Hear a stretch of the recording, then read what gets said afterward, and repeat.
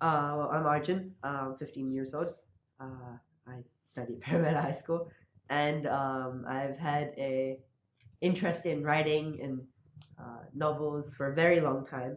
And I came across uh, Anzir through a link on Indeed, and I emailed Ash, and I was like, I just inquired about what it was, and then you gave me a lot of information, and I decided to pursue the career as an author in Anzir.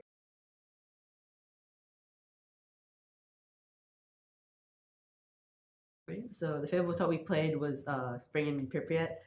It was fun. There was a bit of it was a murder mystery, and the I was the murderer, right? And I was part of the KGB, and my goal was to not get found and not get caught in how I murdered it, how I murdered the person, and the others their goal was obviously to figure out how I did it and who the murderer was, and yeah, that's it. It's really fun.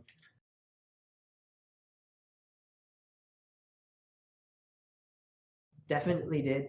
The amount of detail that was put into the plot, the amount of like just niche things like the phone number where you had to figure out who to kill.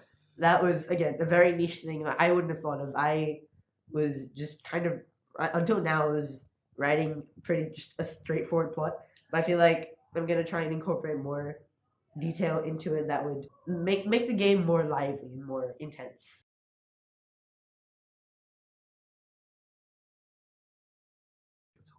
I feel like playing different games because each game is written by a different author, right?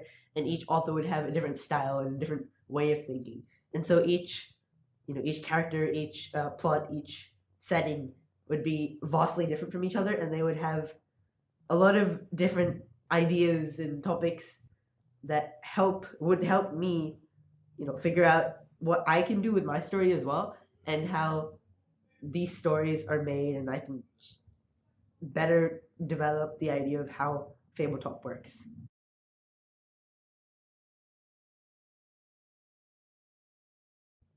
For, for me myself, I was shocked when I killed the guy because that was sick using a lighter as a weapon. Um, but yeah, I feel like because I had already kind of read the story and because I was the murderer already, like I kind of knew what was going to happen. But at the same time, I didn't know all those details and plot twists in the game itself. So I'd say I was kind of surprised, but not like on a single detail. I was just generally.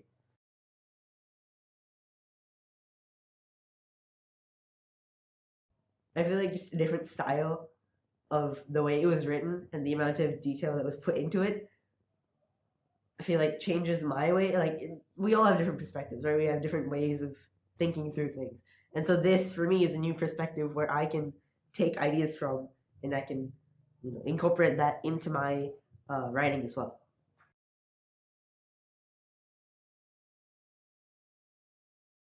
After playing the first game, it's the city that never sleeps, and now this one, I have a better understanding of how clues work, and they play a pretty crucial role to deducing who is the murderer, how it happened, how they kill the person, and so clues are definitely something that I'm going to incorporate into my game.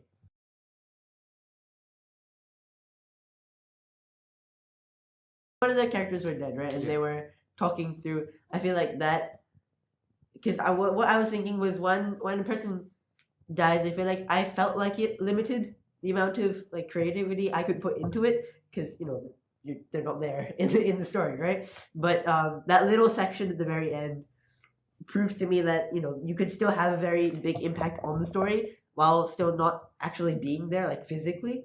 So yeah,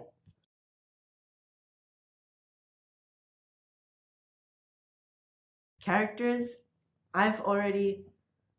I feel like my process of making the characters would be to just have like an idea. I came up with the idea of a pack of characters, and then from there on, I wanted to um, refine each character's motives, and I feel like through this, I can better understand how I would develop characters and their stories, and so I could vastly change each character's motives, and yeah.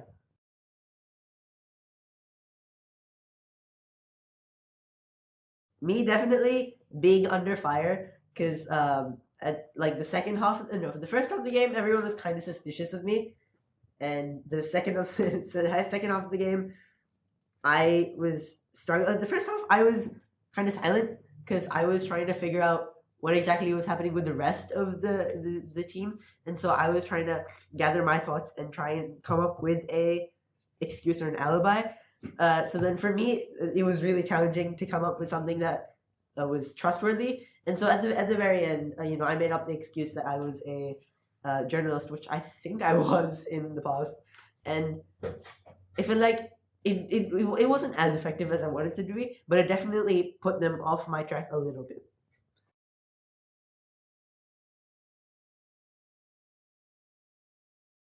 I feel like it did, but I went. It depends on the because my story is not kind of not a murder mystery, so I'm not sure yet how it would affect me. But I'm sure it would influence my way of thinking up of ideas and thinking of pathways that I could go through with my ideas. Great, great. So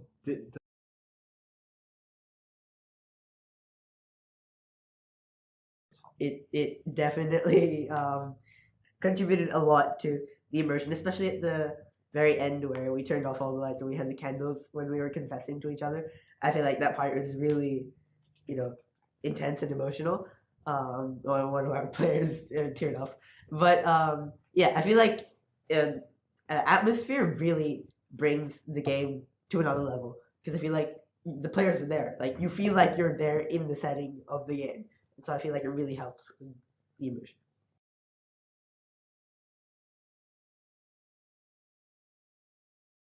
Definitely, I feel like I'm also thinking of incorporating puzzles into my game. I feel like it definitely helps with solving the mystery itself, but it definitely adds a lot to the way characters think because each of us is a separate mind, right? We all think in different ways, and so having one clue that can be thought in many different ways helps with solving the mystery easier.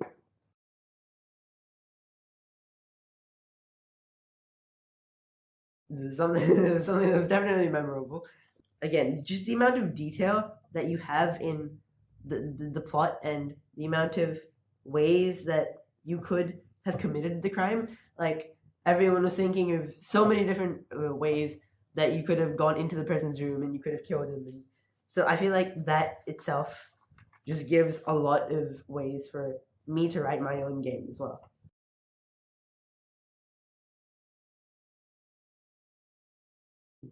It definitely I can tell you that it definitely helps. Mainly because you get a new set of ideas. You get a new set of ways that you could incorporate your story. You could have, and it's not just murder mysteries. It's a lot of other genres that you can include. And so playing Fabletops gives you the experience that the player would have. And so then you have both the view of the player and the author as well. And so I feel like combining those two into one role itself is just it gives you a lot more power over what you're writing.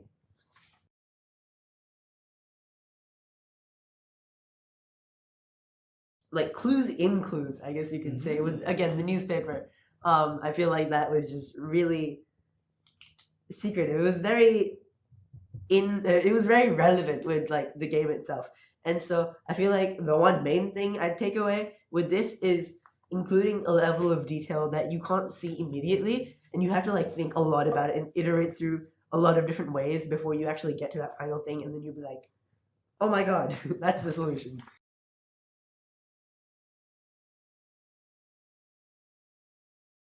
Definitely play them. Definitely play as many Fabletops as you can because, again, there's just a lot of different ways that you can incorporate those ideas into your own writing and just make your games even more better because you get a different array of ideas, you get a different array of ways to come up with things, and so it definitely helps playing Fabletop.